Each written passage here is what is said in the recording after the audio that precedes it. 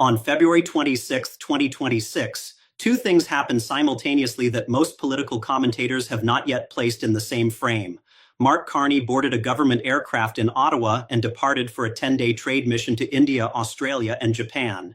2 days later, on February 28th, Donald Trump launched what he described as major combat operations against Iran alongside Israel. Strikes that killed Supreme Leader Ayatollah Ali Khamenei, shook global oil markets, disrupted commercial airspace across the Middle East, and wiped roughly $130 billion from cryptocurrency markets before the weekend was over. I want to sit with that juxtaposition for a moment because it tells you something precise and measurable about the current state of American power and Canadian strategy that no single headline has captured. While the United States was opening a new military front in the Persian Gulf, the Prime Minister of Canada was in Mumbai meeting with business leaders about uranium supply agreements, LNG partnerships, and a bilateral trade deal that targets $70 billion by 2030. The world was watching both events in real time, and the world was making decisions about who it wants to build its future with. Before I continue, I want to be clear about something regarding the Iran strikes that tends to get lost in the political noise surrounding any military action. The question of whether Iran should be prevented from acquiring nuclear weapons is not the analytically interesting question here. Most serious observers across the political spectrum agree that a nuclear-armed Iran represents a genuine danger to regional stability. I am not arguing otherwise, and the Canadian government's own statement on February 28th was careful to say that Canada supported the United States' actions to prevent Iran from obtaining a nuclear weapon. That is the policy position. What I am examining is the method, the timing, and the compounding institutional signals that the method sends to every country in the world that is simultaneously navigating its relationship with Washington. Those are different questions, and conflating them is how political commentary avoids the harder analysis. What the public narrative around the Iran strikes will focus on is military capability.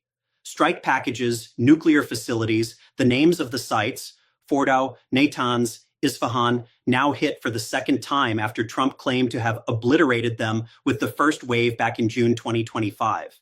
That first wave, conducted during active diplomatic negotiations with Tehran, was sold to the American public as a decisive action that had severely degraded Iran's nuclear program. The IAEA said last week that most of Iran's nuclear material was still there, in large quantities. Trump's envoy Steve Witkoff told Fox News in February that Iran was probably a week away from industrial-grade bomb-making material. Nuclear policy experts told PolitiFact they were skeptical. The Defense Intelligence Agency's own May 2025 assessment said Iran could develop a long-range missile by 2035 if it chose to pursue one, a decade away. None of that resolved before the second, far larger campaign began.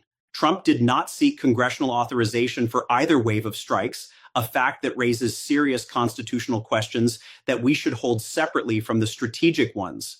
The strategic question I want to examine here is simpler and more damaging. What does a country's behavior in the world say about what it values? And how does the rest of the world process that signal when it has to decide where to build supply chains, sign investment agreements, and anchor long-term partnerships? The Strait of Hormuz carries approximately 13 million barrels of crude oil per day, roughly 31% of global seaborne crude flows. When Trump announced the strikes on February 28th, the first question every energy market analyst asked was whether Iran would move to close or disrupt transit through the strait. Equities sold off.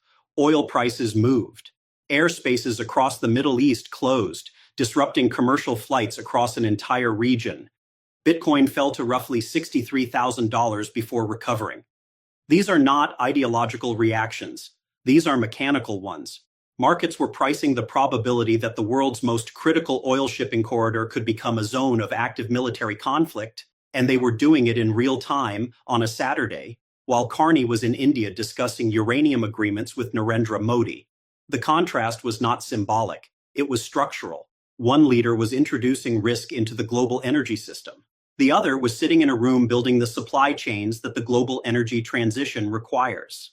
Let me give you the precise scope of what Carney was doing in Asia, because precision matters when the political conversation substitutes characterization for substance.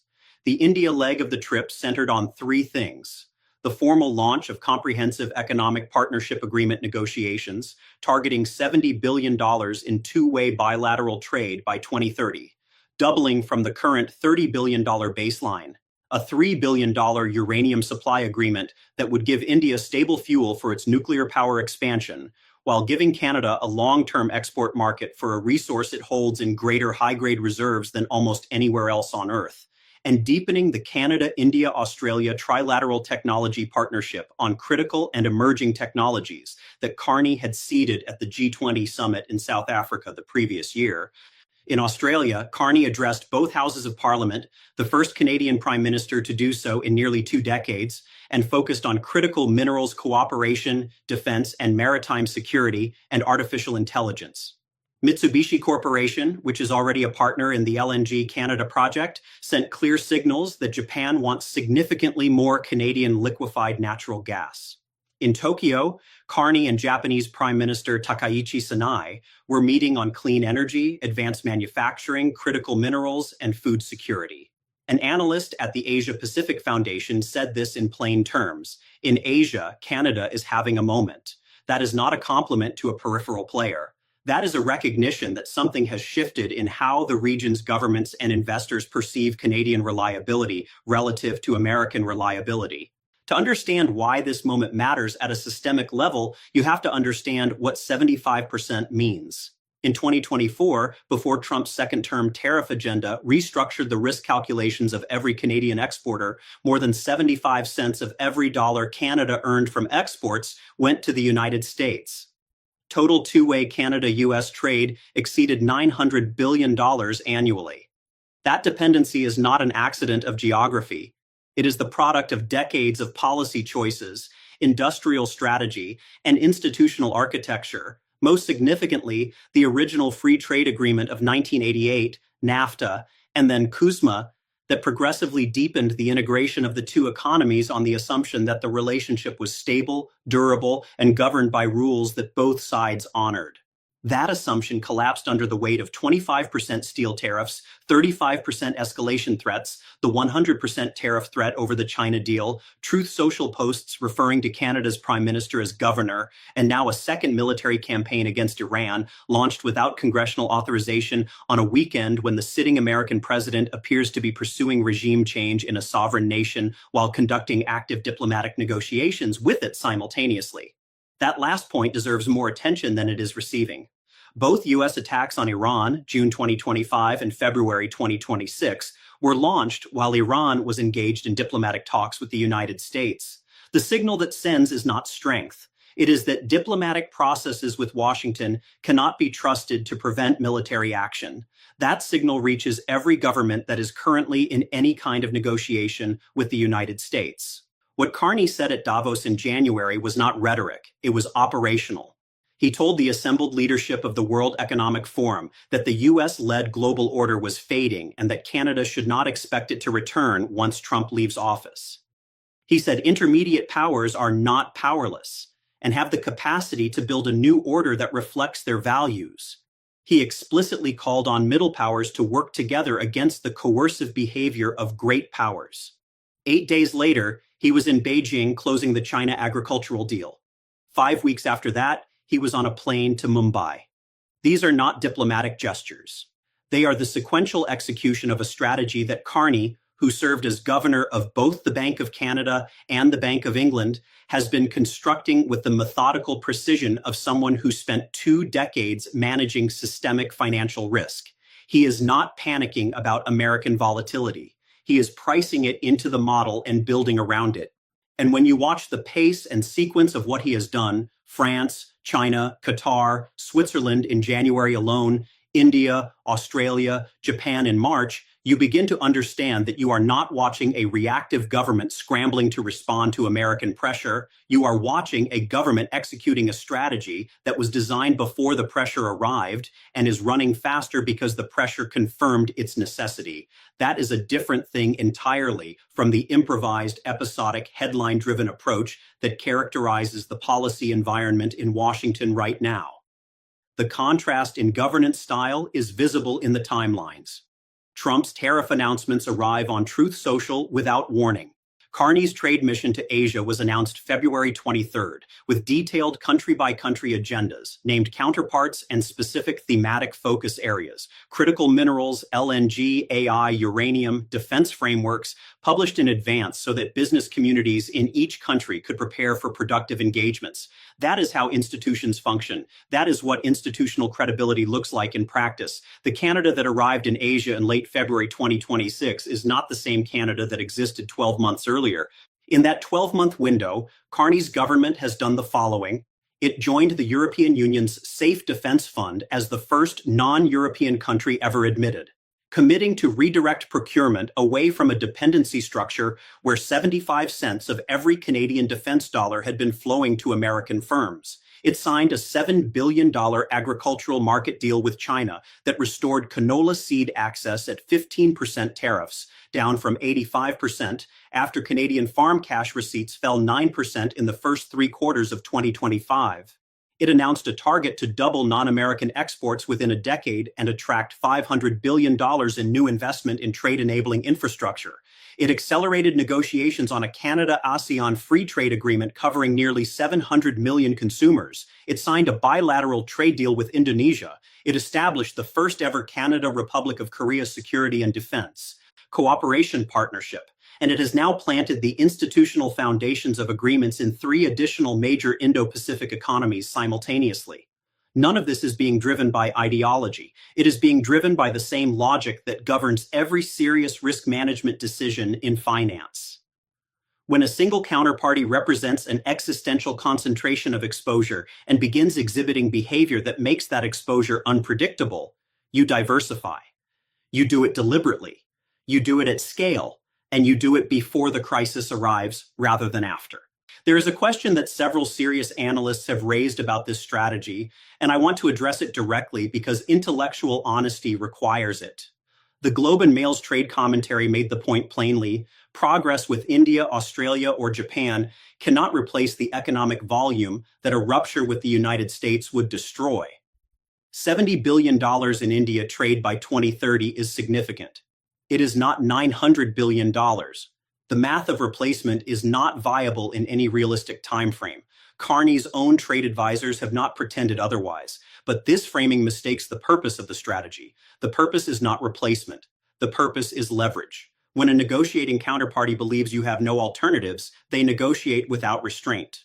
When they see you in Mumbai, Canberra, and Tokyo simultaneously, building institutional relationships and closing agreements, the psychology of the negotiation changes even if none of the individual deals changes the fundamental arithmetic.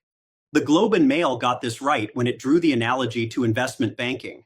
The strongest negotiating position comes from optionality. You do not need every alternative deal to close. You need the credible existence of alternatives to change the other party's behavior.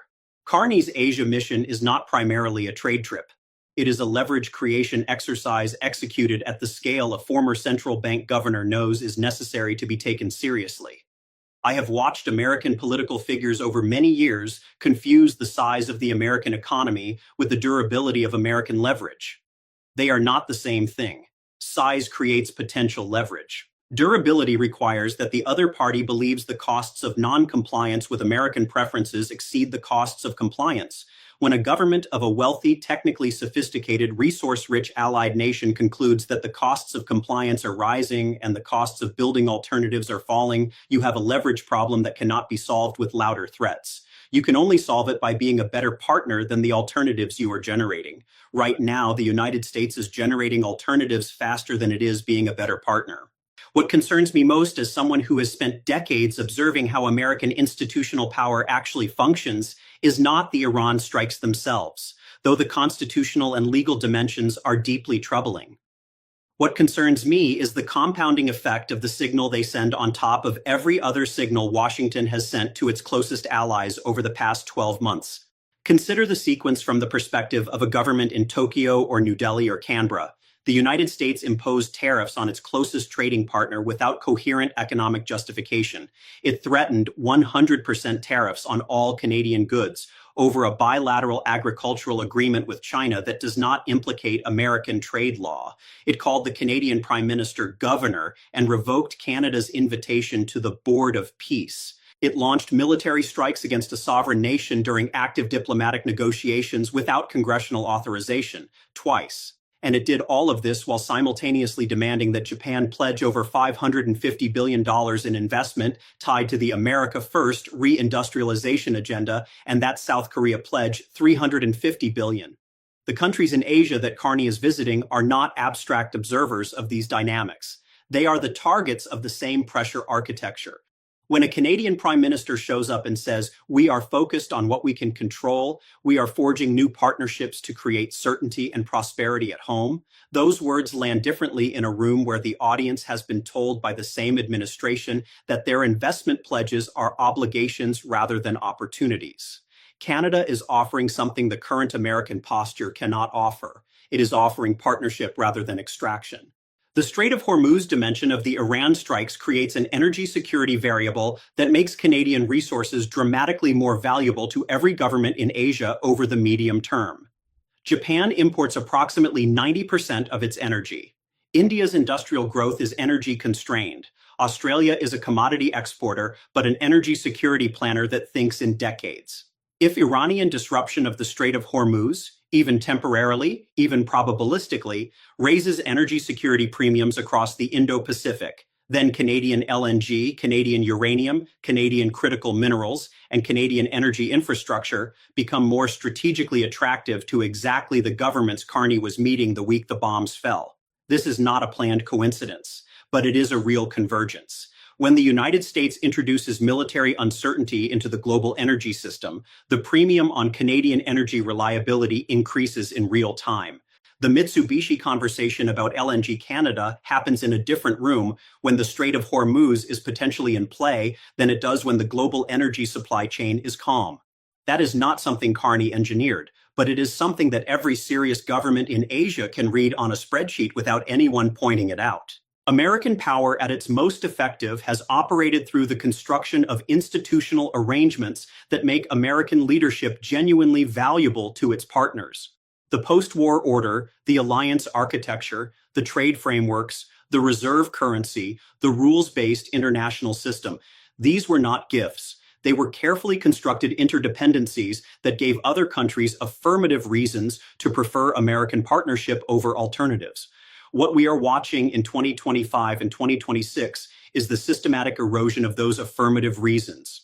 Tariffs imposed without economic logic, military actions launched without legal authorization, diplomatic language that treats sovereign nations as subordinate administrative units. These behaviors do not project strength. They project a kind of unreliability that forces every counterparty to begin planning around American volatility rather than with American leadership.